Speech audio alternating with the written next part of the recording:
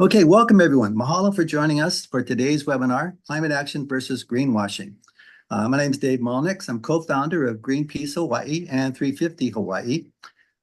Today's webinar aims to pull back the curtain and expose false solutions to the climate crisis while uplifting real solutions towards a clean energy future. And in part of this weekend of international climate mobilization, including Sunday, Make Billionaires Pay, and Draw the Line, these climate mobilizations are a call to shut down polluters and defend our Earth. Fund our people and our future. That means implementing a fast, fair, and funded phase out of fossil fuels, a just transition to 100% truly green renewable energy, and justice for our communities most harmed by polluters. Today's webinar is particularly timely, as here in Hawaii, Governor Green's administration is currently looking to implement or importing liquefied natural gas, as commonly referred to as LNG. While Hawaii's state legislature is exploring the possibility of using nuclear power in our state. As a result, it's become critical to raise awareness and educate the community about the inherent dangers that come with these energy sources that would have a devastating effect on our climate and Hawaii's environment. The only way we can make informed decisions if we have all the facts. Today's webinar is part of a series of ongoing educational and awareness-raising forums by the Hawaii Climate and Environmental Coalition to inform, inspire, and engage others to take action on the growing climate crisis and to protect our environment. We are so excited. We have such an enthusiastic response to this webinar. Almost 350 folks RSVP'd last night. We'll be sharing the recording of today's panel. As we know, not everyone was able to make it at this time. And even for those who could make it, you may want to listen to it again or share the recording with your friends. I'd like to take specifically to thank the organizations that sponsored today's event, the Hawaii Climate and Environmental Coalition, 350 Hawaii, Greenpeace Hawai'i, Green Party of Hawai'i, and Sierra Club of Hawai'i. We'll also acknowledge some of our special guests we have with us today. We have Hawaii State Representative for Working People, Kim Koko Iwamoto, esteemed climate scientist, Dr. Chip Fletcher, Oahu's #1 water protector and hero, Ernie Lau, Manager and Chief Engineer of the Board of Water Supply, and lifelong advocate of Hawaii's environment, Marty Townsend. She's an engagement specialist at Earth Justice Mid-Pacific Office and Hawaii State. Oh, and I think that's it. And with that, I'd like to introduce today's program. Let's face it, these are unprecedented times. As we confront the grim realities of global boiling, we are being challenged in ways that we never imagined. There have been all-out war on clean energy on behalf of polluters like the fossil fuel and nuclear industries. While at the same time, they are promoting false solutions for the climate crisis that they claim will reduce carbon pollution. Today, we'll be pulling back the curtain, exposing some of these false solutions that are currently being proposed in Hawaii. And while the Trump administration is actively working to stunt renewable energy development, there is momentum at play that can, will, and overcome this political obstruction. Today, we'll be sharing and celebrating some of these inspirational updates, fun facts, and real climate solutions like solar energy that can move us towards clean energy future. We have a rock star panel. We're excited to share with you, everyone, today. Professor Bob Richmond, Kewalo Marine Laboratories at the University of Hawaii, Wayne Tanaka, Director of Sierra Club of Hawai'i, and Representative Ikaika Hussey. We will follow their talk with an opportunity for a Q&A. Please put your questions in the Q&A feature and indicate who you're directing your question to, and we'll get to your question after the three panelists have spoken. Also, you can take out your cell phones, have them ready. We'll be asking you to take action because that's what we do. We're here to take action. Before our panel gets started, we have a couple of fun facts. Fun fact that polluting industries don't want you to know. Studies show EV batteries last longer than most gas cars. Depending on driving and charging habits, EV owners can expect today's batteries to last 20 years plus, longer than most people own their vehicle. The average car in America road is 12.5 years old. And as of July 2025, there are 38,000 registered EVs in Hawaii. Another fun fact is nuclear waste remains toxic for hundreds of thousands of years, and there is no place on the planet to store nuclear waste, not even from small modular nuclear reactors. The first false climate solution we will take a look at today is nuclear power. Organizations like the Nuclear Industry Institute, American Nuclear Society continue to promote nuclear power as clean, safe, carbon-free energy solution while conveniently ignoring the life cycle emissions, radioactive waste, and long-term environmental costs. Let's be real. Nuclear power is not clean or green. This dangerous distraction from the real solutions, our energy needs, and the fight against climate breakdown. To talk more about harms associated with nuclear power, and we are so lucky to have with us today a nationally recognized expert in the field, Hawaii's own Professor Bob Richmond, who will be talking about nuclear power and some of the environmental and human issues that come with it. But first, a few words about Mr. Professor Richmond. Bob Richmond is a research professor at the director of Kewalo Marine Laboratory at the University of Hawaii in Manoa. He's a marine biologist. He's a member of an expert scientific advisory panel, the Pacific Island Forum, advising Pacific Island nations who are been opposing the release of water from the Fukushima nuclear power plant that experienced the meltdown on March 11, 2011. Bob also studied the ecological impacts on nuclear testing at Eniwetok Atoll in the Marshall Islands. The atoll was a site of extensive U.S. nuclear weapons testing between 1948 and 1958. His research programs include studies of coral reproductive biology, ecotoxicology, coral reef ecology, the impacts of climate change, and bringing sound science to policy development and implementation. He has earned the highly prestigious honors of a Pew Fellow in Marine Conservation, the Aldo Leopold Fellow in Environmental Leadership. We are all so lucky to have Bob Richmond with us today to discuss the very harmful false solutions, the climate crisis and nuclear power. Welcome, Bob. Thanks very much. And I'll go ahead and start my screen share if I can.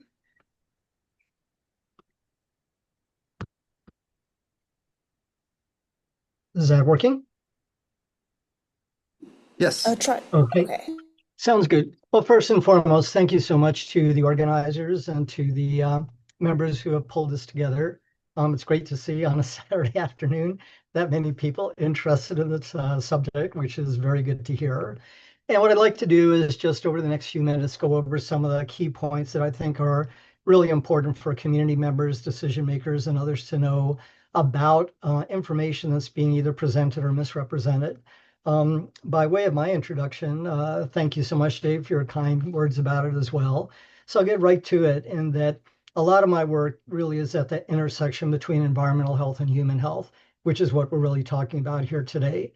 There's no question that climate change is an existential threat to all of humanity, and not only for present day people, but for generations to come.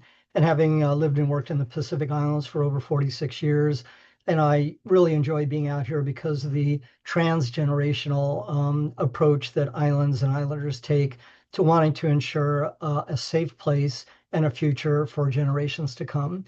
So when we look at this combination of ocean health and human rights, because it is very much a human rights issue, it touches on everything from food security. For islands like Hawaii, cultural identity and practices are tied to the state of the resource. Individual and community health are very much tied to not only diet. It's not a matter of whether or not fish are available, but whether or not they're even safe to eat anymore. Economic stability, ecological integrity, I mentioned the intergenerational responsibility and environmental sustainability are all really core foundational elements of life in Hawaii and throughout the Pacific. And for that reason, I've been very fortunate over my career to be able to work across groups from indigenous practitioners to quote unquote contemporary scientists with the understanding that indigenous knowledge is excellent science. Some of the best marine biology I've ever learned has been through traditional fishers. But the reality is that indigenous knowledge didn't have to deal with things like nuclear power, climate change, organophosphate pesticides, and hence we really need a marriage of the two to be able to move forward. I actually did my doctoral dissertation research on Eniwetok Atoll. Some of you may know that was the home of the nuclear testing program for the United States from 1946 to 1958.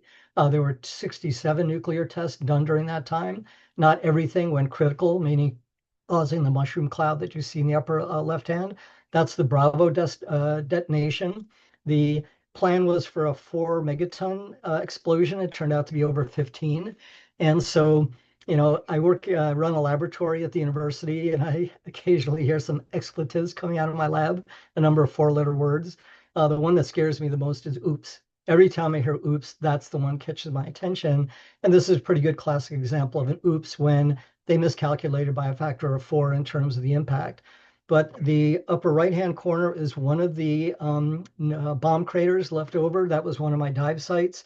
The two lower ones are the Runit Dome, which were put over the Cactus Crater um, uh, nuclear opening there, the bomb crater, and a lot of the radioactive waste was pushed into it.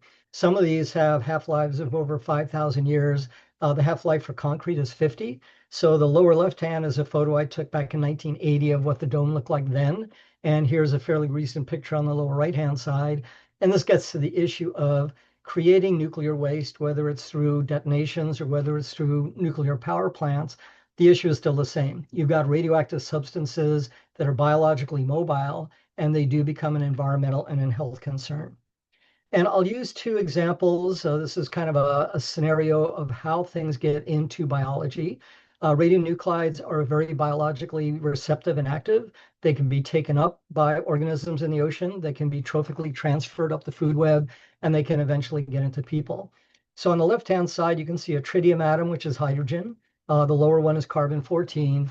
And the reason I chose these two is the work that I've done on Fukushima. These are two of the radionuclides that cannot be removed by what they're calling their advanced liquid processing system. And so here you have a situation where most nuclear power plants are regularly releasing tritium and carbon-14. There's a total of 62 radionuclides that are tied to the radioactive waste for Fukushima. Half of them are probably not of concern because of extremely short half-lives, but there are quite a few that are concerning, even more so than tritium and carbon-14. Things like strontium-90, which is nicknamed the bone seeker because it binds to calcium in bone. And when you have a radionuclide that's embedded in the bone, it's a beta emitter. The bone marrow is where your blood cells are constantly turning over, both red and white blood cells.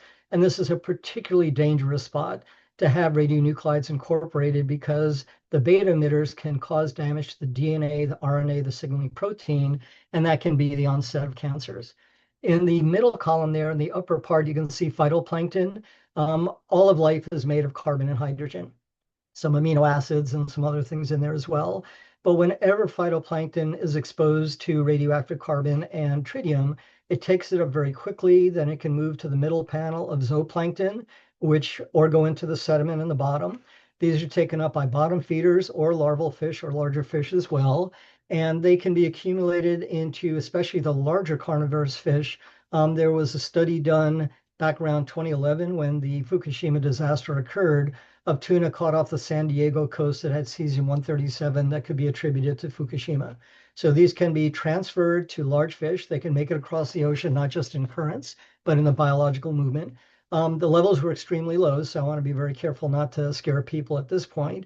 But the reality is that these radionuclides do get into biological systems, and that's where the problem is. Beta emitters are fairly low energy, and if you get exposed to them externally, it's not as much of a problem because skin or even clothing can usually stop low-level beta emitters. But once you take them internally through food or through inhalation or any other way, it's a totally different story because cells are then exposed to it.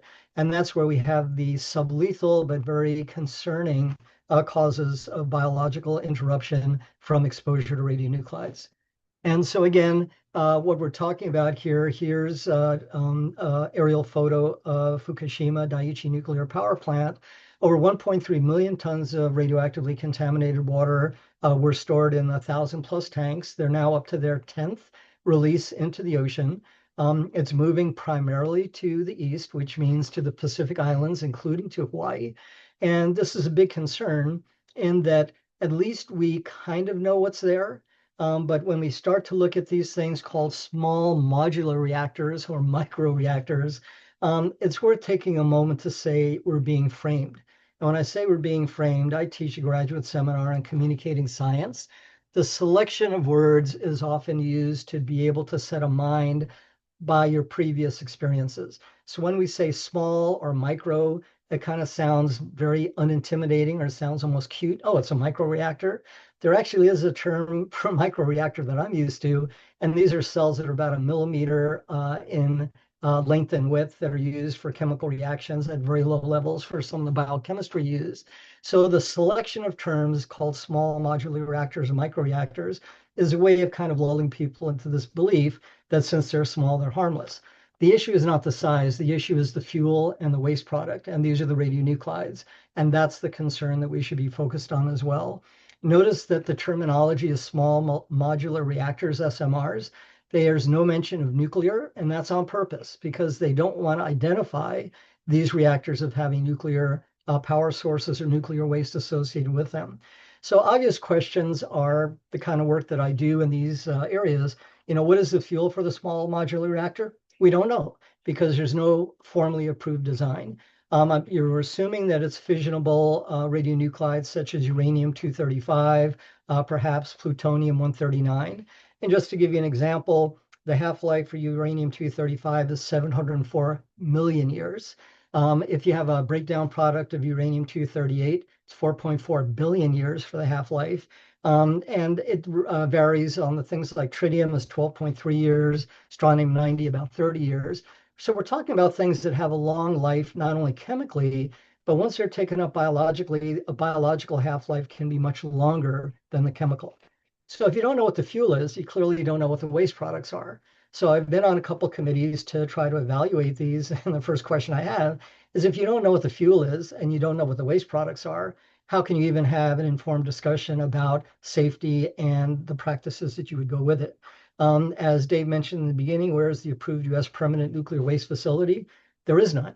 And that's still a contentious idea of when you get nuclear waste, where do you put it? There are some temporary sites, but nothing has been formally approved in the United States yet. On the background on the policy issue, and I know there are others that'll talk about it as well, but if you look up something called the Price-Anderson Act, that deals with liability. If something goes wrong, who is responsible? And the Price-Anderson Act basically frees up the industry, saying that, well, nobody would invest in nuclear power if they have the liability that goes with it. So it goes back to the communities, it goes back to the ratepayers, and it goes back to communities rather than to the owners of the facilities. There's a very interesting database. I do work with the International Atomic Energy Agency and have had a number of animated interactions with them in my role on this Fukushima expert scientific panel. And they have something called the Incident and Trafficking Database. In the year 2023, there were 168 reports of nuclear material that went missing.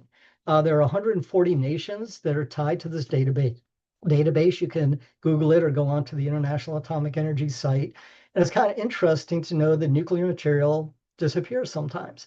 So if we have a facility in Hawaii, it means you need to bring the material in and you need to move the waste product out and you need to store it on site, whether it's in the reactor or in any other facility. And the reality is that if we take a look at the safety of it, that's a huge concern. The idea of dirty bombs, if you look at any number of TV shows, everything from Mission Impossible to a number of other movies have talked about what happens if someone wants to get a nuclear power supply and then use a package of C4 or dynamite. And these are not ridiculous discussions. These are important discussions to have. And I was in a recent seminar at UC San Diego where the vice admiral, retired vice admiral from the US Navy who dealt with these nuclear reactors on the submarines, said that just the safety issue of access to these materials, if you have it on a nuclear submarine on a naval base, there's a higher level of protection than having minimum wage security guards with a walkie-talkie and a whistle trying to protect something that could end up being someone getting hold of it. Can you imagine what would happen if they went to downtown Waikiki and decided to make trouble? There would be the entire Hawaii economy. So it's not to scare people. It's to say, these are the kinds of scenarios we should be running. These are the kinds of questions we should be asking. The reason I know about these kinds of concerns is in laboratories at the university and many places I've worked, we have what are called biosafety levels, BSLs. And there was at one time a proposal to have a BSL-4 laboratory in Hawaii, which means you're dealing with the most contagious kinds of vectors of pathogens. And yeah, it's an area of important research, and vaccines are developed from it, et cetera. But the question once became, what if something were to go wrong? And that's the kind of thing that we need to ask as a community. Our elected leaders need to ask our community leaders the what ifs. What if something goes wrong? What would be the implications? And once again, what are the alternatives? Do we really need this to be able to meet our energy needs? So radioactive waste and the precautionary principle. The precautionary principle is very straightforward. It simply means if you don't know something is safe, you don't assume that it is. And this is what we talk about precaution. In the absence of data showing something is wrong, it doesn't default to it being right. It simply means you don't know. There is a model called the linear non-threshold model about radiation exposure. And it simply says any amount of radiation exposure increases the risk of cancer and other health effects with no safe threshold level.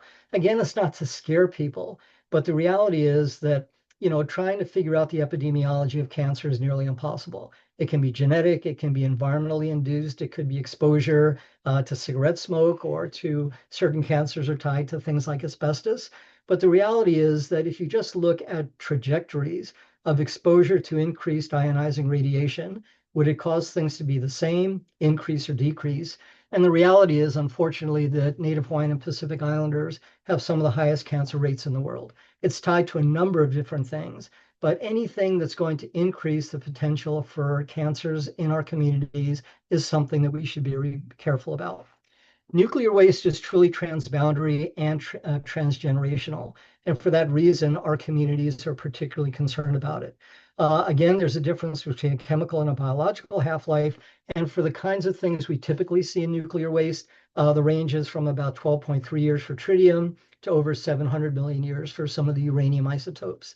And the other point I want to make too is that I do a lot of ecotoxicology, meaning looking at pollutants in the environment, how they affect environment, how they affect organisms, particularly in the marine environment, but how they affect the people who interact with these as well. And so we're looking at a rogues gallery in the ocean of mercury, DDT, PFAS, and radionuclides on top of that. And even though if you look at what are considered acceptable levels, which often are not really biologically accurate, it's not the individual ingredients, it's the soup. What happens when you add radionuclides on top of mercury, DDT, PFAS, and the others? While each one in its own may not be the problem, when you put them together, it is. Interestingly, climate change is likely to increase the impacts of nuclear waste. It's already been proven for mercury. One of the major sources, atmospheric mercury and then mercury in fish and in the ocean, was from coal burning power plants. And as they've been phasing out, not fast enough, but as they are phasing out, the actual atmospheric load of mercury is going down. Interestingly, recent data shows that the mercury level in fish is going up. And that's tied totally to climate change because of changes in pH and temperature. And this is likely to affect the chemistry of other pollutants, including radionuclides as well. And as I mentioned before, this idea, well, there's no proof that it's wrong, so it must be right. In toxicology, we say an absence of evidence is not evidence of absence. So just to show you some of the things that keep me awake at night, as they say, no good deed goes unpunished. Because I was one of the lead scientists for this expert panel, I got an all-expense-paid trip to Fukushima a couple of years ago with Pacific Island leaders. And when we went to the site, it was totally terrifying. And this is from a person who spent 2 years at ground zero of the nuclear testing program in the Marshall Islands. The bags in the upper left-hand corner are thousands of bags of radioactive soil that were brought together, but they're sitting out in the open, and the next typhoon will put all these in the ocean. Those pink panda bears that are looking at you at the bottom, I couldn't help but provide this. Our phones were taken away from us. We couldn't have any photos of anything we saw at the site. But this is just a picture of what I was looking at. The areas that were cordoned off, there were 3 of the reactors that are in total meltdown. If you've ever been to Japan, on a lot of the construction sites, they have these smiley little animals holding up the stanchions. So while we're working around this area of radioactivity and the advanced liquid processing system, I'm staring at these little plastic bears smiling at me, and it was surreal. I mean, I had nightmares for a week after being there. But one of the concerns I have is the upper of the panel on the right-hand side is one of the experiments on looking at the effects. What they're purporting is the effects of nuclear waste on marine systems. And what you're seeing is a fiberglass tank with bottom fish into which they're putting tritiated water. The guy holding up that little beaker is Rafael Grossi. He's the Director General of the International Atomic Energy Agency. And in this photo that was provided, the quote attributed to him, and I hope it's not true, is the science is impeccable. I reviewed the science going on there, and the science was garbage. If they wanted to know what was going on with the fish, their reaction is you put a video camera on them and they're not dead.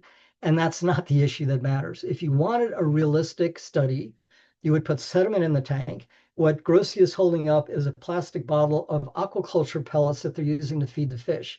If they wanted to do a legitimate question to ask the effect of this radioactive waste on fish, they would fill the tank with sediment. They would then put worms and snails and crabs in the sediment, let the fish feed on them, and then trace how the tritium is getting into the body in what's called an organic form or organically bound tritium, OBT. They're purposely set up this experiment to ensure that there would be no way of tracing what's actually going on in the ocean. And the other issue is death is not the thing that we're looking for here. There are no samples of DNA, RNA, signaling proteins, oxidative stress. There are so many assays we have available to look at the sublethal effects of ionizing radiation on organisms and the people who feed on them, and that's being purposely ignored. So I'll end by saying the issues for thought. A lot of times we've heard, well, we'll have a great monitoring program to see if anything goes wrong. And monitoring doesn't prevent problems from occurring. It simply tells you when they occur. The example I like to use is brakes only work before you drive over a cliff, not on the way down. It's like someone saying, yeah, I'm smoking 3 packs of cigarettes a day. I'll get my annual chest x-ray. And as soon as a cancerous lesion shows up on my lung, I'll stop smoking. That's not going to make it at that point. You've already got the problem. The question is, in the phrasing of this particular presentation on climate change, how is this different from the unwanted byproducts created by other industries, such as agrochemicals, power, including the greenhouse gases that are known to be causing climate change, plastics, personal care products, heavy metals, etc.? Are we trading one really bad byproduct, waste product of energy for one that's as bad, if not worse? And again, the solution to pollution is not dilution, it's source control by keeping these kinds of toxins and toxicants out of people and out of the environment. And I'll end with this recent model just to show you what's going on in the Pacific at the moment. These are 2 different models, the B and the C on the left side and the right side of the discharge from Fukushima as it works its way across the Pacific. Day 120 on the top, day 1200, so 3 years in the second panel. What's expected at about 4 to 6 years in the third panel, and what we expected about 10 years. And the point I want to make with this is Fukushima, which again is quite different than other things that are being discussed, but these things don't disappear. The ocean is stratified, so it's in the top portion there, and all the models are showing that this plume will work across the Pacific. There's another nuclear power plant that is being decommissioned in San Diego called San Onofre.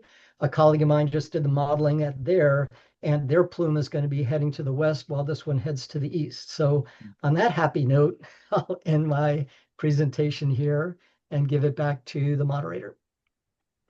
Thank you, Bob. So much information. We truly appreciate it. Hope you stick around. We have some questions a little later on for our panelists. Right now, we're going to go to our next speaker. Another fun fact. Polluters don't want you to know crops under solar panels can be a win-win. Study shows in sweltering world, planting solar panels in farmland can help both photovoltaics and crops.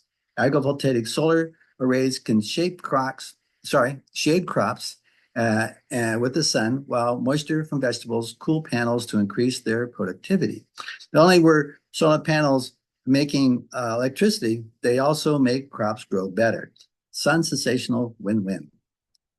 And another fun fact that polluters don't want you to know, solar energy is now cheaper than fossil fuels globally. Coal and gas plants are turning off because of renewables. In the last 5 years, solar reached a tipping point. It is now the most cost-effective source for new electricity generation. In 2025, Germany terminated the contract for a floating storage and regasification unit, citing high operational cost. And last year, California had a 42% decrease in natural gas use compared to the same year in 2023, same time 2023. They are moving away from natural gas to solar, or at least off of natural gas. Our next speaker today is amazing Wayne Tanaka. Wayne is a chapter director of the Sierra Club of Hawai'i and a former public policy manager for the Hawaii Office of Hawaiian Affairs. He is a licensed attorney and an engineer. He has worked on Hawaii water law and policy issues for the last 15 years. His passion for native ecosystems, and community-based resource management also led him to serve in the board of directors of the Conservation Council of Hawaii. Wei has committed his adult life to protecting Hawaii's diverse environment and unique culture that grows along with it. He has been described as a real-life superhero, a force for good, standing for the things we all love about Hawaii. Today, Wayne will be discussing climate-wrecking liquefied natural gas and what is commonly referred to as LNG. Welcome, Wayne. Thank you, Dave. Thank you so much for everyone here. It's a privilege to be speaking and sharing with you all. So yeah, I have a PowerPoint as well, which I'll start sharing now. But yeah, I guess what I'll be doing today is kind of diving into the proposal that we've been hearing from the State Energy Office and the Governor's Administration regarding a pivot towards LNG, methane-based liquefied natural gas, as a purported bridge fuel towards the renewable portfolio goal of 100% by 2045, and whether it truly is a bridge or could potentially be, as has been described, a pier to nowhere. Yeah, so quick roadmap. I'll talk a little bit about, real high level, what the energy policy background is for Hawaii.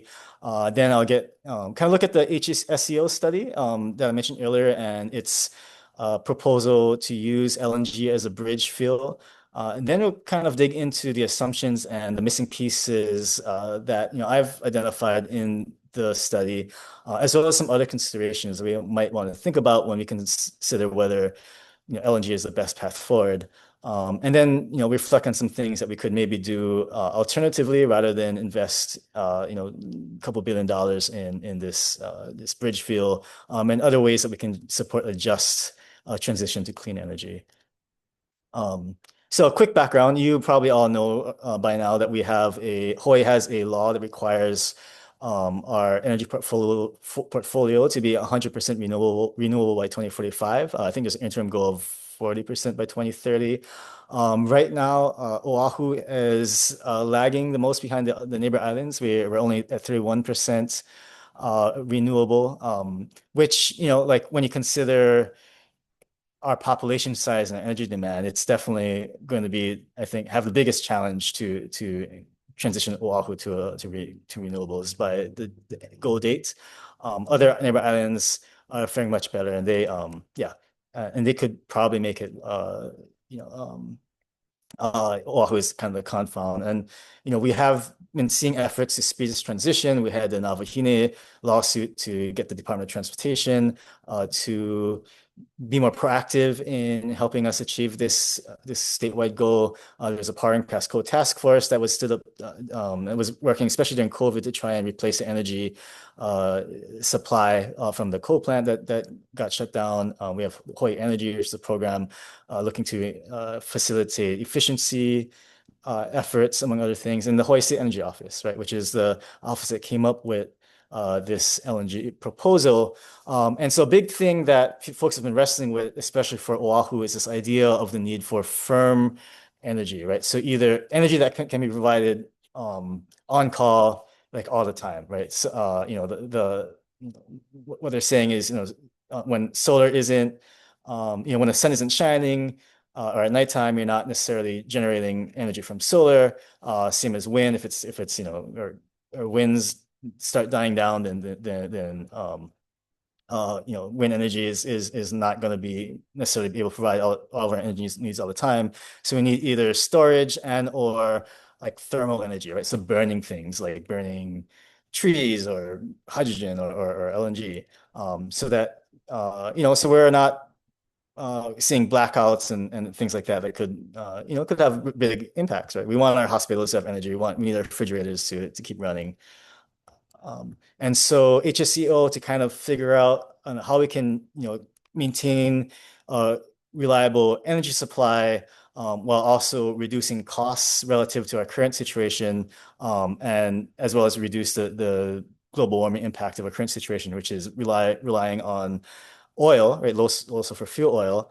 So they looked at things, factors specifically, looked at alternative fuels, and assessed them for their costs, the global warming impact, and then commercial viability, right? So like so that there's a yeah, so that we can actually stand these things up. And so methane rose to the top in terms of being even though it's a fossil fuel, it would kind of reduce costs and reduce our carbon footprint, and also be commercially viable as a bridge towards the 2045 goal. And the HSCO study envisions, at 2045 that we'll be on green hydrogen, so imported green hydrogen, imported biodiesel to meet our renewable portfolio standard requirements, and also some local biomethane. So, methane that's generated from organic material, whether it's things you grow like algae or wastewater treatment plants or landfills. And so, for them, the HSCO study looked at analyzed a bunch of factors, and based on various scenarios and assumptions, they concluded that we could get perhaps a 38% reduction in our global warming potential over the next 20 years versus with LNG versus like the status quo of oil. They're seeing, the study said that it'd be cheaper than using residual oil or LSFO. So in one scenario, one of the more optimistic scenarios, we would have a cost savings of about $150 million, which translates to about $61 a month for a household utility bill. And LNG has been around long enough to where, there's the technology's there and it's scalable. And also in terms of commercial viability, there are potential suppliers, right, either in Canada or Australia, or notably JERA, which is a Japanese methane purveyor. So I think it's important to note that these kinds of conclusion outcomes, and the study itself makes it very clear, is that these conclusions can change significantly depending on what actually happens, right? There are a lot of assumptions that if you change assumptions, then these outcomes can be very different, look very differently. But so to get to transition to LNG as a bridge fuel, right? The HSCO plan looks at retrofitting. I think developing one new plant and retrofitting 4 or 5 other of our current oil burning facilities to use several fuels, right? So LNG, as well as hydrogen, as well as biodiesel. And that's a big part of their cost savings analysis, is to make sure that as you retrofit these oil burning plants, that they would be able to use multiple fuels. On that chart on the right, that the benefit versus cost, benefits are on the left, costs on the right. That blue block is the cost savings you would realize as long as the oil plants in the retrofitted, they can use both hydrogen and methane, right? So if they only retrofit them for methane, then that blue block goes away, and then you see the costs will be much higher than the benefits. They also as you see the cost at $1.4 billion, that's to invest in infrastructure. So specifically to install what's called a floating storage regasification unit, just like basically a giant floating ship that can receive LNG and then which is in liquid form, and regasify it to turn it vapor form, which can be like then piped to facilities on shore. That 1.4 billion will also cover buoys to moor these floating vessels, as well as undersea and onshore pipelines to convey the LNG. So it sounds great. It sounds good, right? We're saving money. We're going to have reliable energy source to carry us through to 2045. And in doing so, Hawaii would have less of a global warming impact than if we just continue to rely on oil. But as I mentioned, the HSCO study itself acknowledges there are a number of assumptions that underlie these outcomes, right? So let's dive into it, right? So in terms of saving money, you'll notice on the right, like that's one of the more optimistic scenarios where we hit our RPS goals, and we are able to jump onto hydrogen, and the relative cost of oil LNG stays steady. Even under those optimistic parameters, the margin is fairly small in terms of cost benefit, right? So one question is whether $1.4 billion is which would be fund construction of the infrastructure and the floating storage unit and so forth from next or a couple years from now to 2035. Like, is that reliable? And it's hard to say, right? When rail was first proposed, that the bill was going to be $5.2 billion, and that quickly ballooned to $12 billion. And so if that 1.4 billion turns into 2 billion, then or doubles, then we're going to be like $1 billion in the hole. And as I mentioned, the oil plants have to be able to, when they're retrofitted, have to be able to receive either LNG or hydrogen or biodiesel. And it's not an easy thing, right? So if you know chemistry, methane, it's like carbon and hydrogen, and it's like kind of a big molecule. And it's still really hard to contain. Hydrogen is like the top left, tiniest atom on the periodic table, right? So it's really tiny molecules. They're much more harder to contain. So there's actually very different kinds of infrastructure you need to utilize those two different types of fuels. And also, again, the benefits rely on the relative cost of oil and LNG to stay within certain parameters, right? If oil gets cheaper and methane gets very more expensive, then we would lose those cost benefits. And methane is, oil is volatile, but so is methane, right? So LNG costs actually doubled in 2022. I think that was with the Russia-Ukraine war started, and yeah. And we've seen that impact many other places that have pivoted towards LNG. And then, of course, we've also seen lots of supply and supply chain issues, whether it's the source where LNG is being extracted, being disrupted by conflict or extreme weather events, and similarly, like the supply chain to move this stuff around, which is, it's, again, methane is really hard to contain. So you need really specialized ships that can keep this stuff super cold, so it stays in liquid form, and those things are considerations in terms of cost. And then I'm thinking about, the UN has found that states have a responsibility to, address climate change. And so we could see restrictions on fossil fuel production and use, at least in other countries, although the United States is trying its hardest to, to stop it from happening. And then, the tariffs as well, which would, create volatility in costs. And then another big question is the cost of maintenance and repair, which also speaks to the second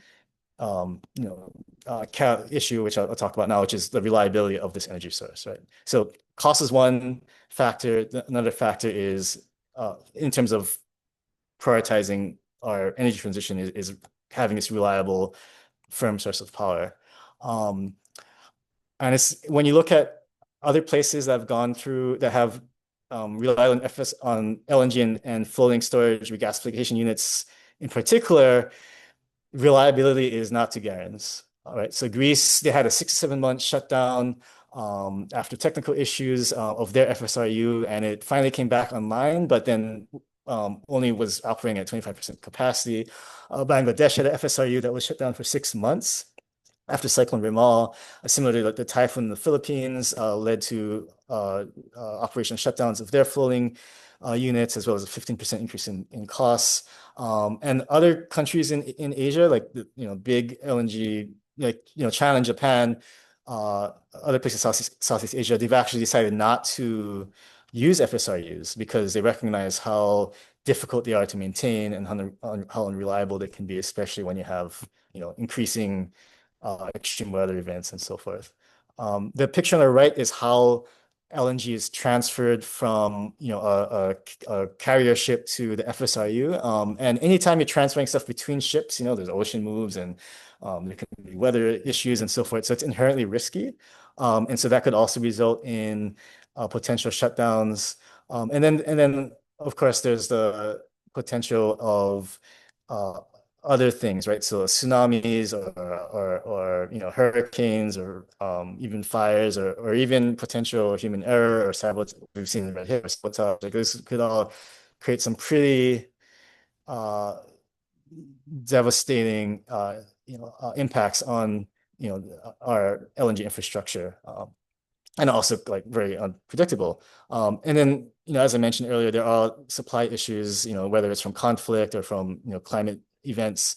And so all these things really raise a question as to whether LNG and the HSCO's plan will provide us with a reliable, consistent source of energy in light of the potential for like major disruptions. So, and then the third category, or benefit was the reduction of our carbon footprint, right? So our impact on global warming. You probably know this, but methane is really bad for climate change, right? Over a 20-year window, it's 80 times worse than carbon dioxide. And it's also, as I mentioned, highly volatile, right? Oil is like, it's a really heavy thing. It's like liquid, right? When methane wants to be a gas. And so it's notorious for being released at pretty much every stage of the process, from fracking it out of the ground to processing it to shipping and putting in pipelines. Like there's leaks that have been documented at pretty much every stage, and we're releasing from that LNG industry about 150 million tons of methane per year. And the climate science is indicating that we have to reduce this by 75% by 2030 if we want to prevent 1.5 degrees of Celsius of warming, which unfortunately I think we might have already passed. And because of how high global warming potential methane has, just a few percent leakage rate could eliminate any carbon footprint savings of this resource. Another big thing to note is that the amount of, I guess, leakage can vary widely depending on where you're sourcing your methane from. Like different countries use different standards and precautions.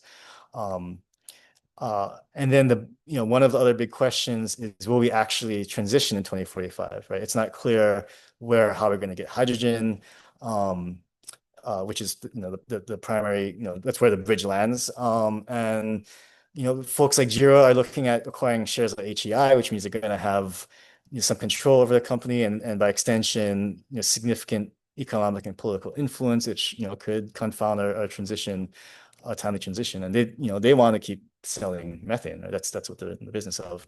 And then taking a step back, right? So Hawaii is like a climate leader, right? It's a blue state. And so what happens if Hawaii adopts LNG as a bridge fuel? What was that signal to other places that could look at us, and proponents of methane would say, hey, Hawaii is doing it and they're climate, maybe we should do it. And all of a sudden we'll see much greater adoption of methane, which again, we need to reduce our use of significantly. Right. So yeah, so costs, the cost projections are based on very wide, assumptions that could vary widely, that could make us, rather than save us money, could end up being I don't know what you call it, like it could end up being a huge cost burden. It's not necessarily super reliable, not to guarantee in terms of the LNG being able to provide us with consistent energy supply, and then even the carbon impacts, or the global warming potential benefits might not necessarily be realized. And so those are questions that within the HSCO plan itself are identified, right? And it acknowledges those things. And then there are other considerations, right? So there's really public health issues we've seen in other places with LNG. Methane will cognitive issues and breathing issues and so forth, but LNG also comes with other things and that can be very bad for your health, could organ damage and even death. And also methane breaks down, right? So it creates ozone, which can also result in really significant health impacts and so forth. And again, LNG is very volatile, a lot of leaks, which means and a lot of potential for fires. And we see fires pretty frequently. And it's interesting too, because in the Gulf states where the United States is really stepping on the gas in LNG, there's a lot of like mystery behind the fires you're seeing. They're not allowing a lot of access, so we can't even understand what's causing some of these fires. But anytime you have like this very volatile gas that could be leaking out into the atmosphere, and then there's a sparks, and you can see fires are pretty hard to control. And so all of this raises public health, environmental justice concerns. And just to illustrate, I think, some of the concerns with leakage and gas. So methane LNG is not visible to the naked eye, also known as OGI. but there are cameras that can actually show when methane is being released from these facilities. So here's Makes one visible the normally invisible pollution coming from oil and gas. Holy moly, what in the world is that? Wow. So that's methane? The methane does not come up by itself. It's mixed with other gases, benzene, toluene, ethylbenzene, xylene. If you could see the emissions with your naked eye, there never would have been a fracking boom. Oil and gas. Sorry, okay. Yeah. Other considerations like on environmental impacts, right? So when you construct this giant offshore floating thing, it's going to have direct, and you install the subsea pipelines, it's going to directly impact the benthic environment. If you have, releases, leaks, mishaps that could also, cause a lot of damage to, both to the ocean and to the onshore environment when, this LNG is landed, when it's close to oil plants. We've also seen indications of significant fisheries impacts in other places. So in Louisiana, they saw a 90% decline in shrimp catches once their LNG export facility opened up.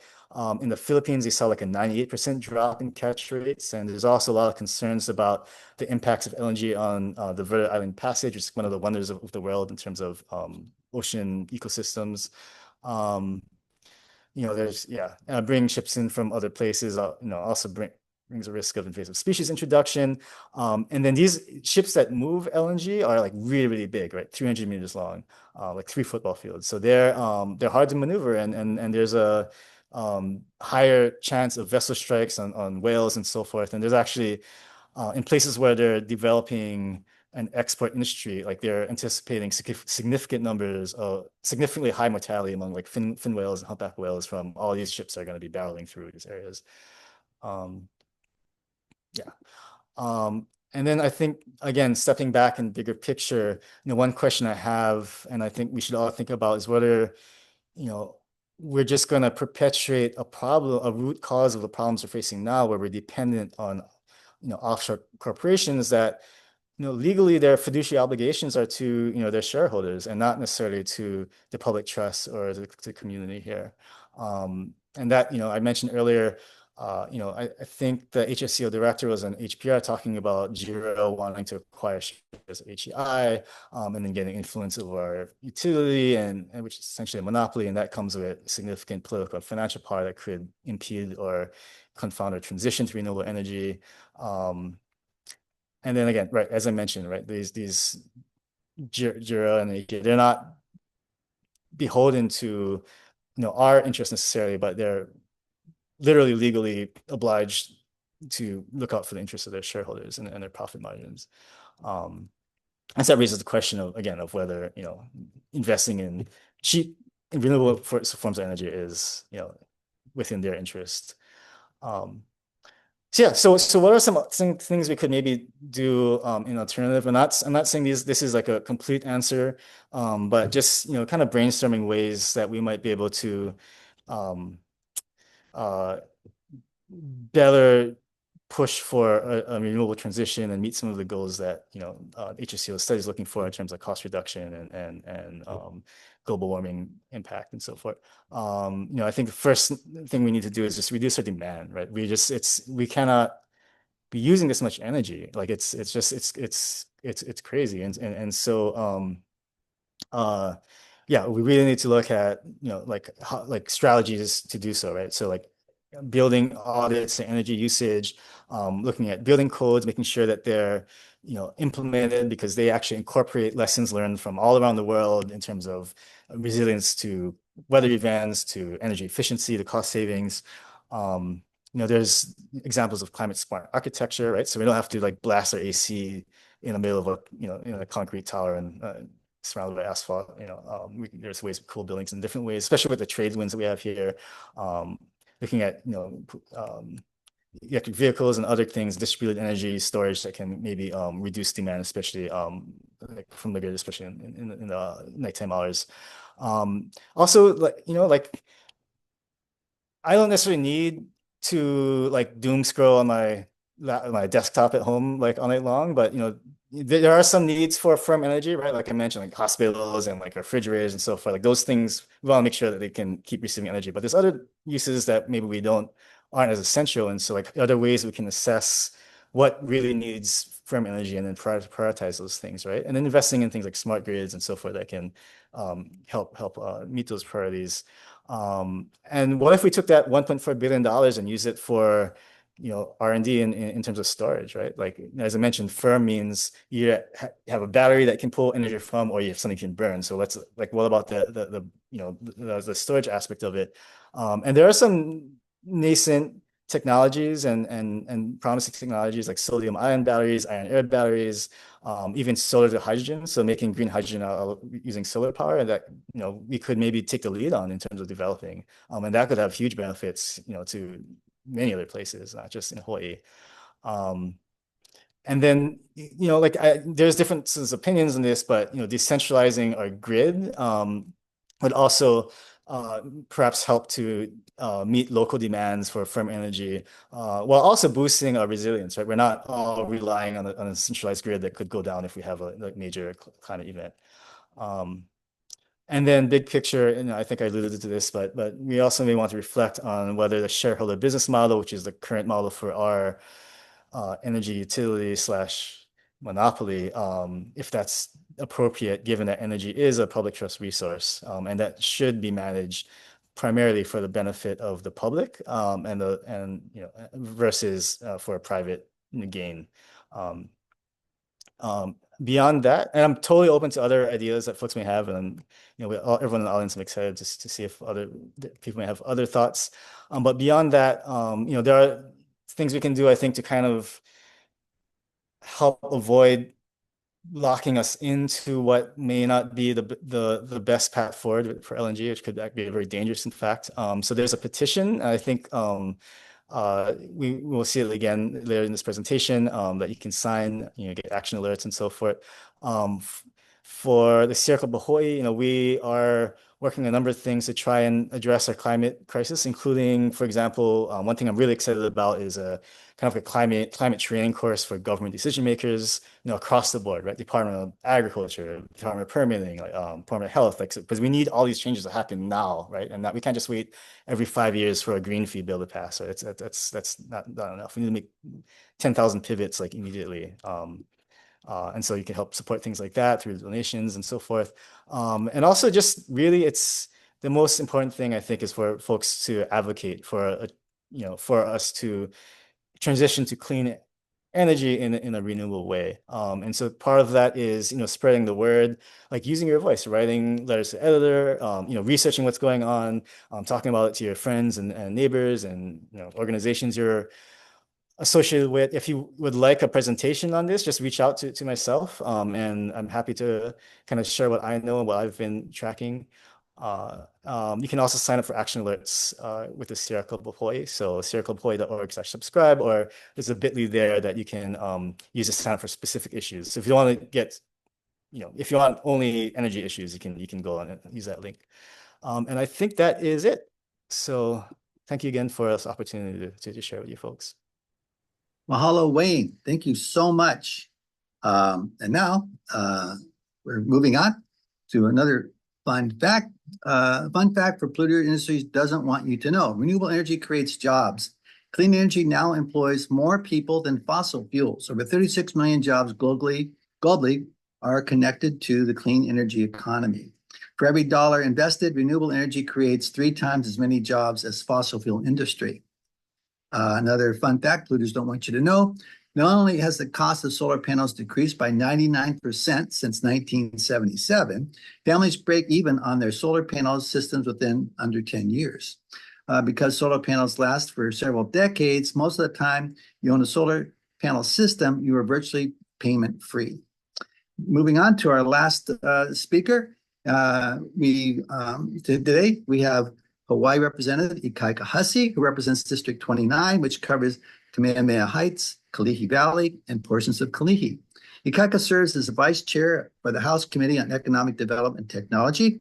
He has been a longtime community advocate who brings decades of collaborative leadership to his experience serving in the community. Ikaika is co-founder of MANA, Movement for Aloha no Ka'aina. He is also treasurer for Aina Aloha Economic Futures and president, board member of Hawaii Alliance Progressive Action. He is the vice president for development for Shake Energy Collaborative. Shake Energy Collaborative is a public benefit corporation that enables communities to design their own energy resources. Their approach to clean energy development addresses climate change and socioeconomic inequality at the same time. It's our pleasure to have Ikaika here today with us to present about climate solutions through solar energy. Solar energy is the cheapest form of electricity generation in history, yet barriers still remain to this widespread adoption. Welcome, Ikaika. Thank you, Dave. And I want to correct actually my bio if I could. I no longer work at Shake Energy. And I specifically left because I was concerned about potential conflicts of interest between my work as a legislator, dealing with climate policy and energy policy, and what would have been my day job at Shake Energy. But I'm really proud of the work of Shake, and it has really informed the way that I think about energy, community ownership, equity, those kinds of questions. If I could, I'd like to share my screen as well. And hopefully I'm sort of out of practice with doing Zooms. Let's see. Oh. Is this going to work? Entire screen. Okay. Sorry, guys.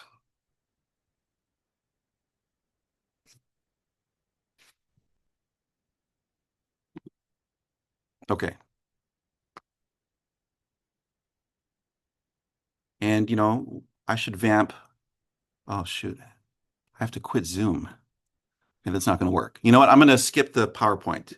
And if I could, I'll just kind of... Oh, Rosalie, you want me to email it to you? Yeah, if you want, but you can start. Okay. It's up to you. Too hard. Okay. It's okay. Too hard. I'll just use the PowerPoint as my notes. So let me start by saying that I think a lot of us on this conversation, we're political animals in addition to being people who are concerned about climate, and the environment. I really believe that we need to start the conversation by putting all of this into context, that we're living in a moment where the federal government is no longer with us on climate policy. They have sort of decided to abandon the responsibility that they should have towards taking climate seriously.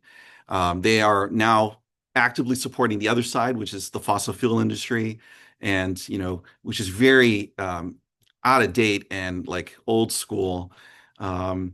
And I think it's our role as activists, as community leaders, and as legislators to hold them to account and actively push back on their attempts to unwind our progress on climate and the important work that we have on climate.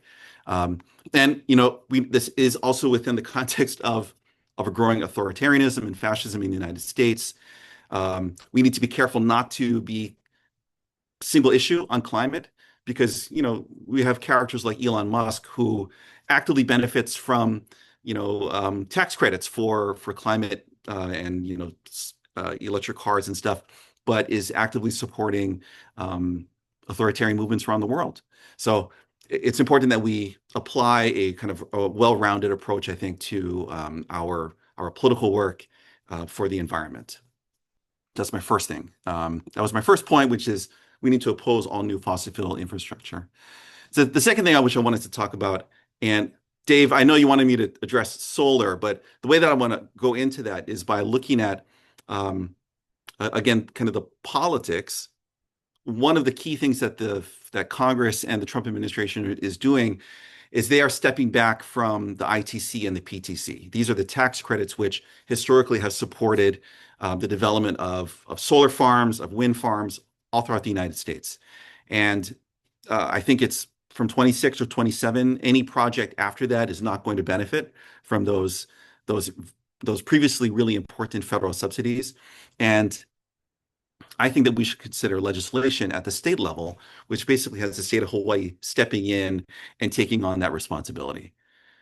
So for me, what that looks like is something like the state saying that we will provide that equity, which is roughly 30%, sometimes 40% or even 50% in some communities. But let's say it's 30%. The state comes in as a 30% equity contributor for the utility scale projects that need to be built. Hopefully more community-owned projects like what's happening in Waianae with Waianae Sustainability Cooperative, or in Molokai with Oahu Energy Cooperative Molokai, or even with some of the rooftop things that we need to be doing, on residential homes, for the states to come in and say, we're basically going to support 30% of each of these projects.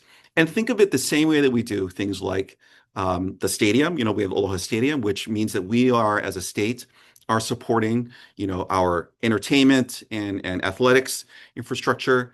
We have this with Senator Chang and his Aloha Homes initiative, where the state is saying that we're going to actively support affordable housing.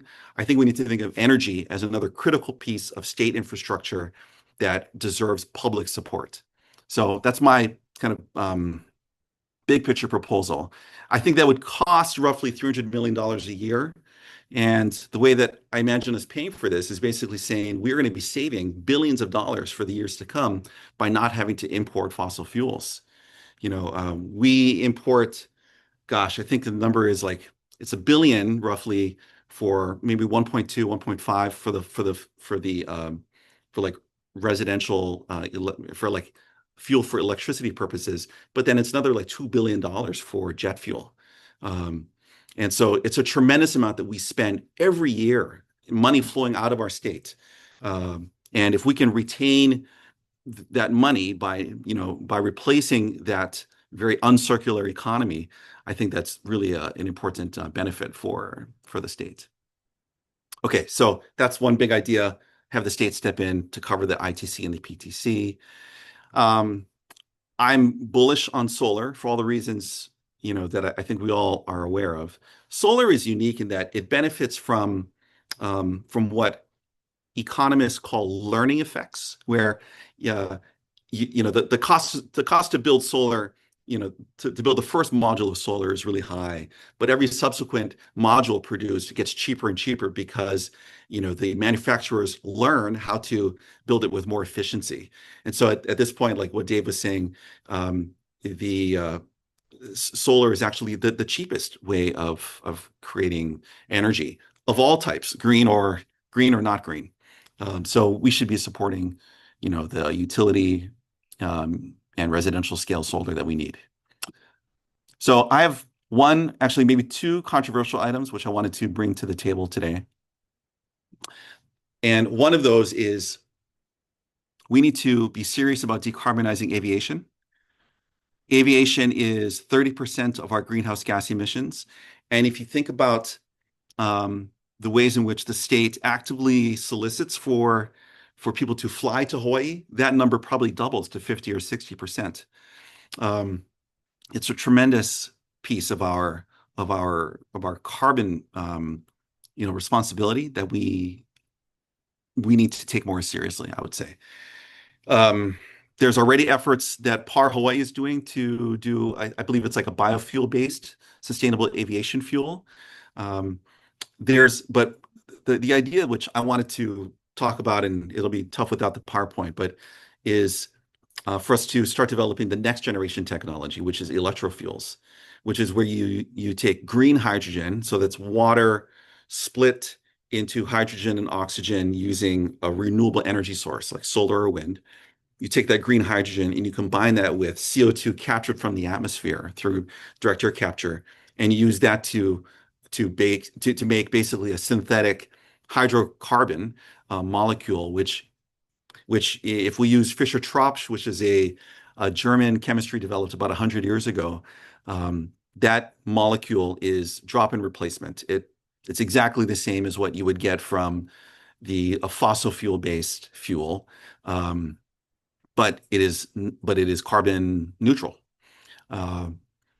And my back of the napkin math is that we could decarbonize 50% of Hawaii's aviation-related emissions, and it would cost us about $4 billion.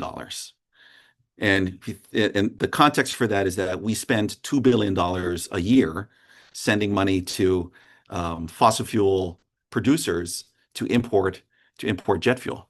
So this project would make up for itself in 2 to 4 years. The reason why I'm looking at the 50% number is that there are international rules around how much you can blend between sustainable aviation fuel and fossil fuels, and that maximum blend is 50%. So 50% is really the limit for what we can do. And I'm also focusing primarily on the long haul jets, like when we go to Japan or when we go to California or New York, because I'm hopeful that we will see battery powered jets start to be more available for the inner island travel, which obviously we all like to do as much as we can. Okay, so that is a controversial idea. And the other controversial idea, which I wanted to bring up, is the idea of geothermal. However, not geothermal on the island of Hawaii, but geothermal on my island of Oahu. And the reason simply is that Oahu is where, you know, the vast majority of our population lives. And there's already been efforts to build an undersea cable connecting the islands. Those efforts have been rebuffed. And you know, that's a really hard thing to open up again. We've also seen, you know, in the fights around big wind, which was the efforts several years ago to do large wind farms on Lanai and Molokai, and then have that energy imported to Oahu, that the communities there felt that we were essentially taking from them to create energy resources for the island of Oahu. And, you know, I don't want to create any bad feelings, right? We want Oahu to be able to roughly stand on its own in terms of creating energy for ourselves, green, real, renewable energy for ourselves. I believe that geothermal actually makes a lot of sense here on Oahu. I did speak with, you know, I'm a Hawaiian cultural practitioner, and I spent some time with some kupuna on the Big Island, and, you know, their mana'o is basically that we shouldn't do anything which interferes with Pele. And I completely agree. But, you know, Pele lives on the Big Island. But that same resource, the availability of the heat and the water that we would need to do geothermal, is really present everywhere. And it's just a matter of being willing to invest in the drilling to make that happen. So I'm really, you know, and I recognize that this is a controversial idea, but I do think that we need to have a serious conversation about geothermal to support Oahu's energy needs.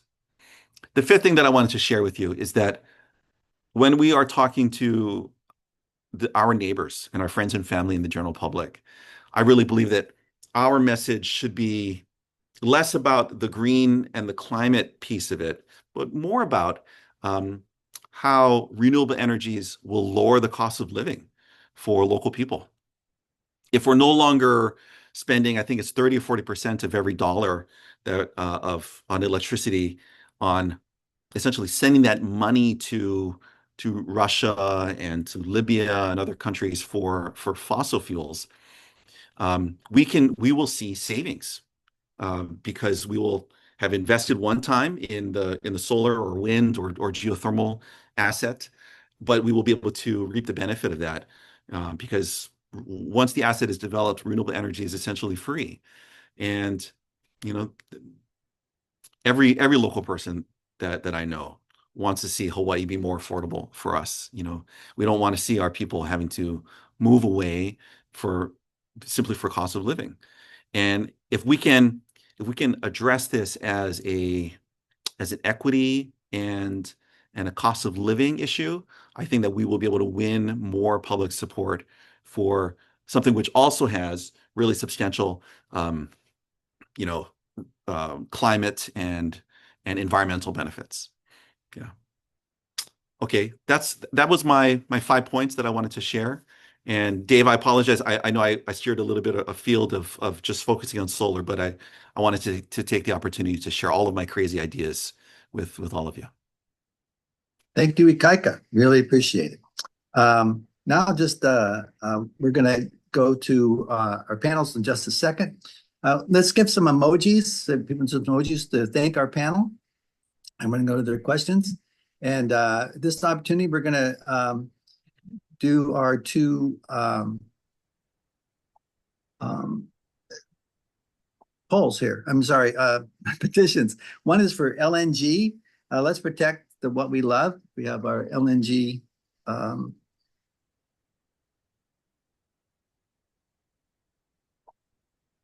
Anyway, LNG slide up.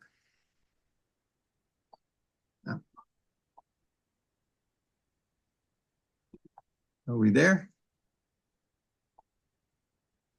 Okay, yeah, you can take out your cell phone and you can sign this petition.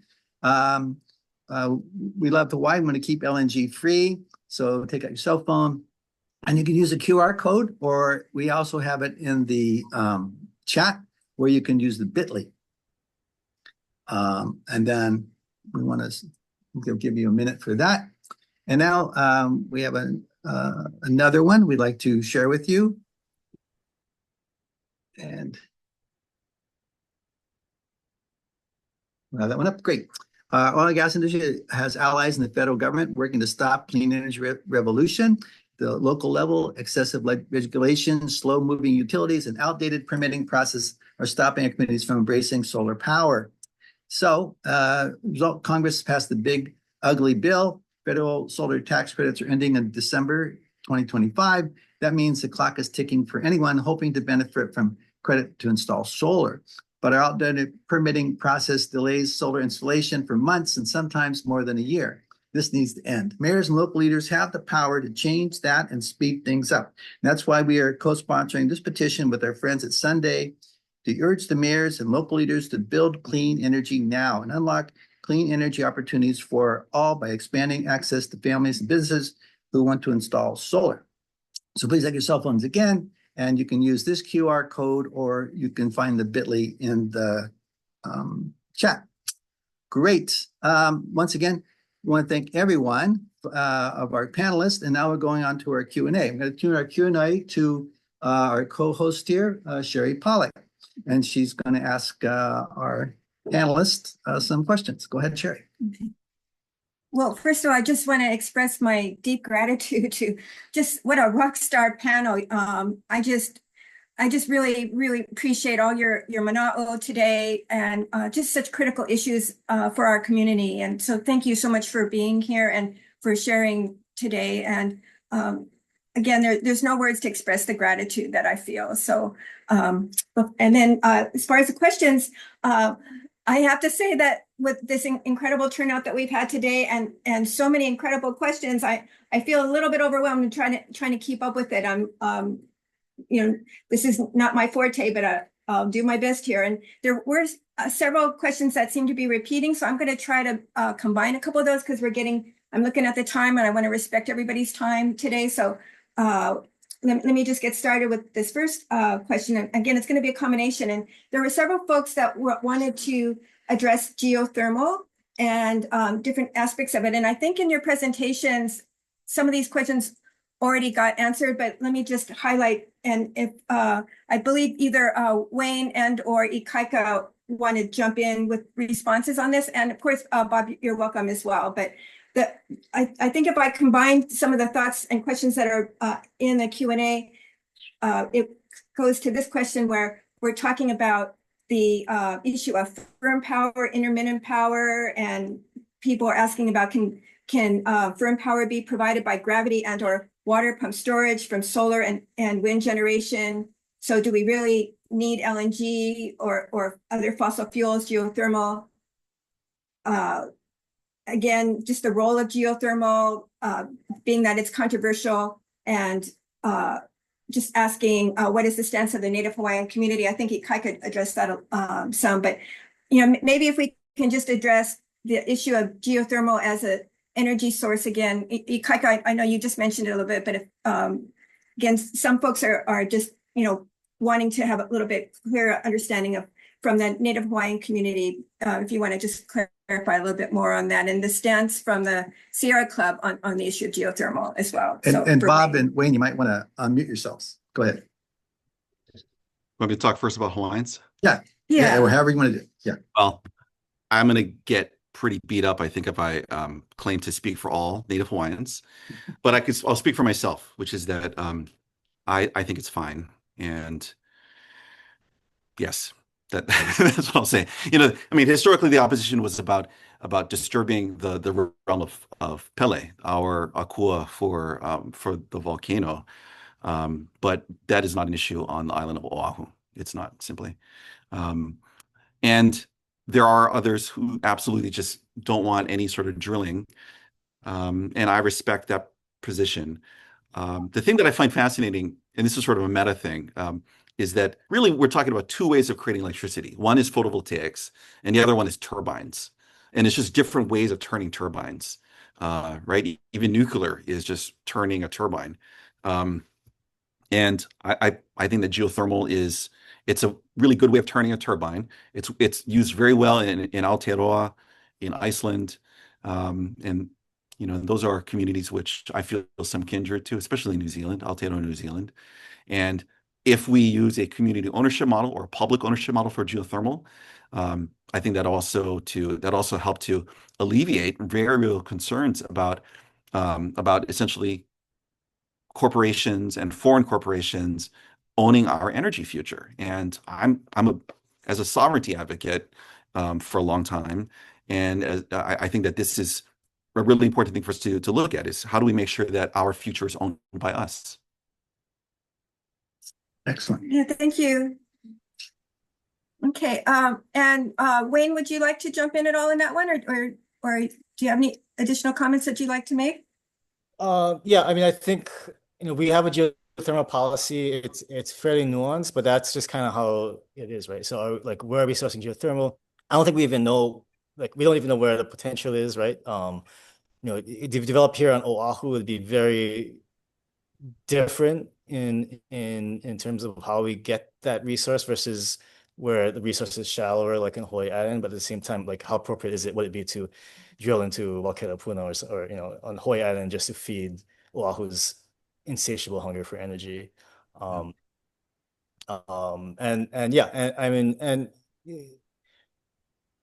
think it's one of the many reasons why we need to, to Ikaika's point, I think having the Native Hawaiian, justice and self-determination for the Native Hawaiian community in Hawaii is really the root.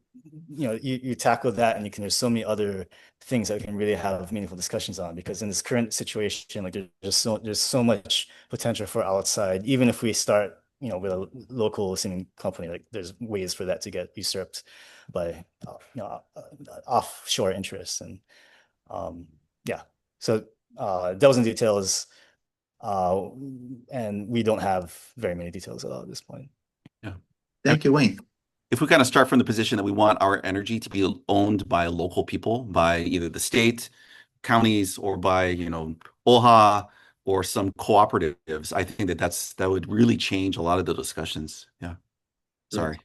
Okay. Yeah, no, thank you so much for sharing. Okay, this next question is directed to Bob. And the question is, says Senator Ikaika, who's the energy chair, recently did a podcast on KHON in which he said that concerns about nuclear can be managed, that the current technology can allow us to be more optimistic about handling nuclear energy. He spoke of having the nuclear plant offshore, a floating facility that could be moved as needed. And the person asking this question says they welcome Professor Richmond's comments on this. Sure thing. So yeah, I saw that answer there, and in alignment with what Ikaika and Wayne just said, in order for solutions to work, they have to be effective, they need to be economically feasible, but they also have to be culturally acceptable. And I think if you look at the idea of an offshore nuclear power plant floating in the ocean, it doesn't meet any of those standards.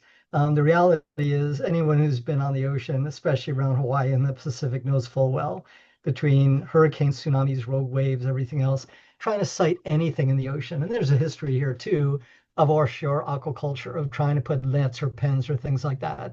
And the reality is, you can talk pie in the sky all you want to, but if you look at the reality of doing it and then the what ifs, that's a lot of the work that I do, is in being able to run scenarios and do what we call risk assessment. And once again, why do we need to do that? We don't. It's been brought up very well and very clearly. I just put another link in the regular chat.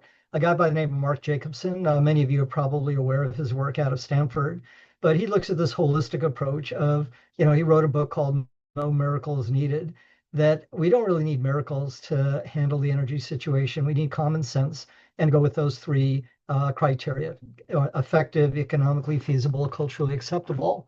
And putting a nuclear power plant floating in the ocean just seems so pie in the sky.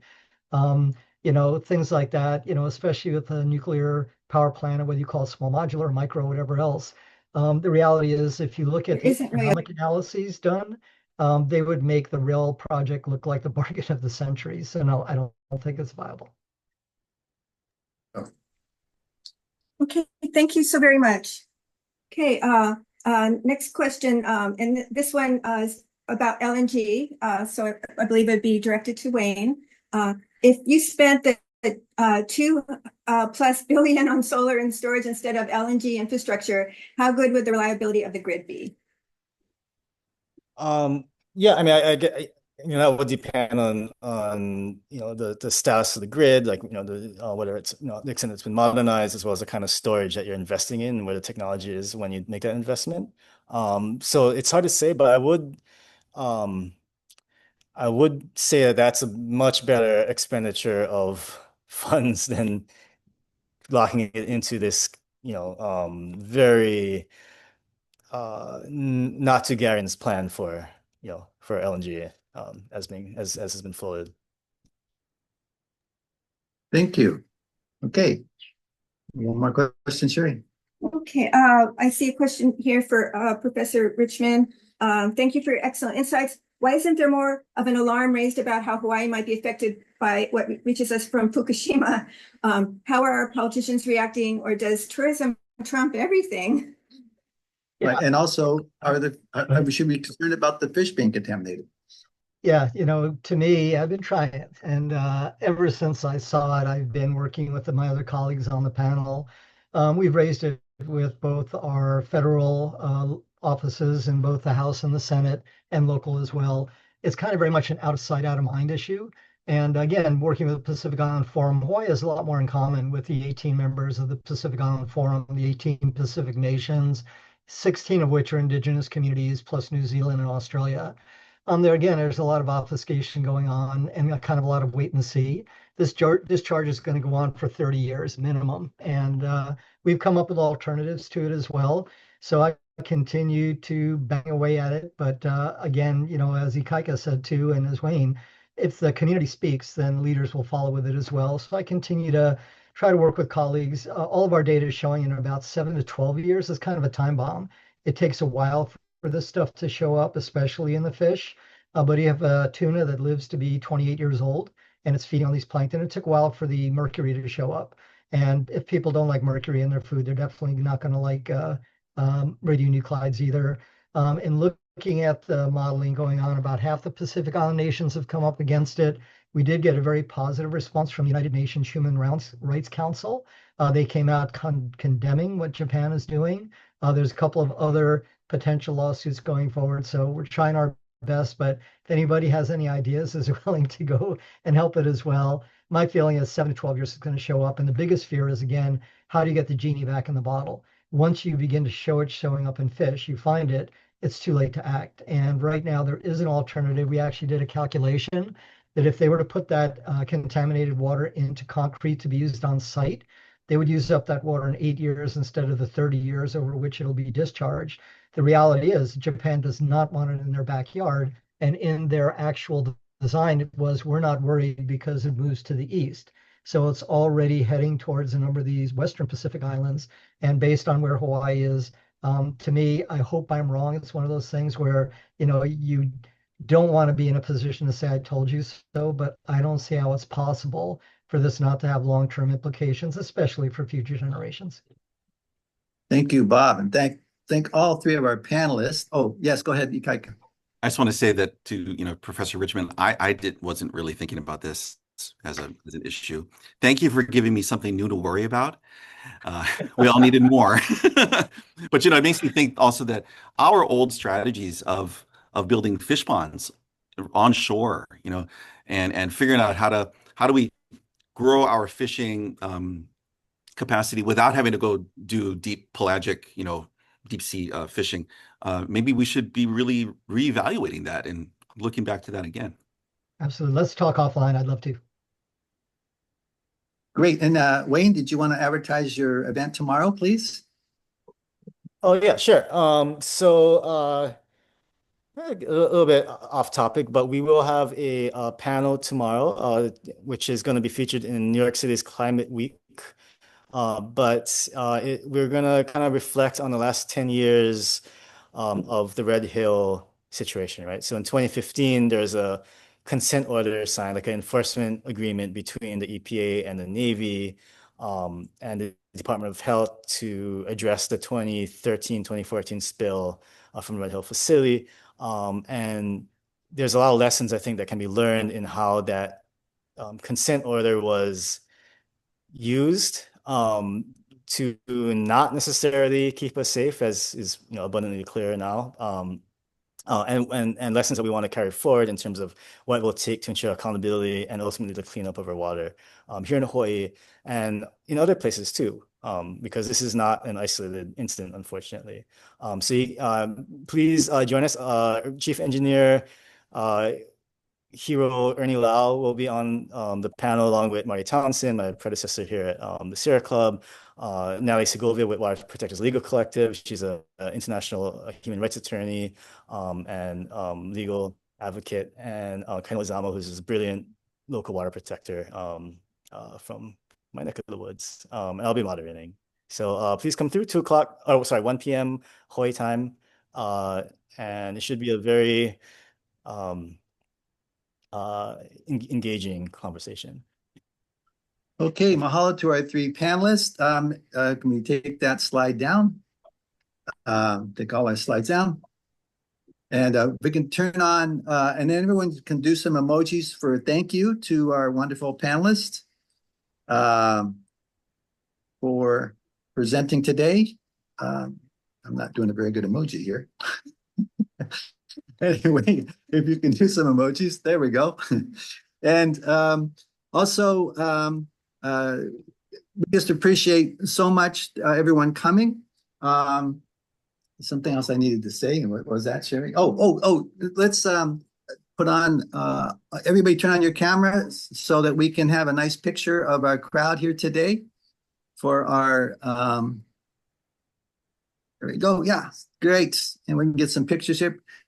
Smile, wave, do a shaka. Thank you all. It's been so great. The information we've gained here is amazing. And we are so lucky to have such experts here in Hawaii. And also, more than that, advocates for peace and justice in our environment. These people are working tirelessly to protect all of us in Hawaii and our environment. So we really appreciate Bob Richmond and Ikaika Hussey and Wayne Tanaka. You guys are a great gift to our community. And sincerely, thank you for working to protect us all and for our future, for our children. Anything else you want to say, Sherry? Just how wonderful you guys are. And thank you everybody for attending today and all your support. And I'm so sorry we weren't able to get all the incredible questions. And just again, really appreciate everybody coming out today for this event. And we will have more of these coming up. There's a lot of information we need to know and a lot of things that people are concerned about. So we'll be getting the recording out to everybody. And we're going to get the recording out to anyone. And yes, and then of course we'll send you those petitions that you can sign as well. Any last words, Bob, Wayne, or Ikaika?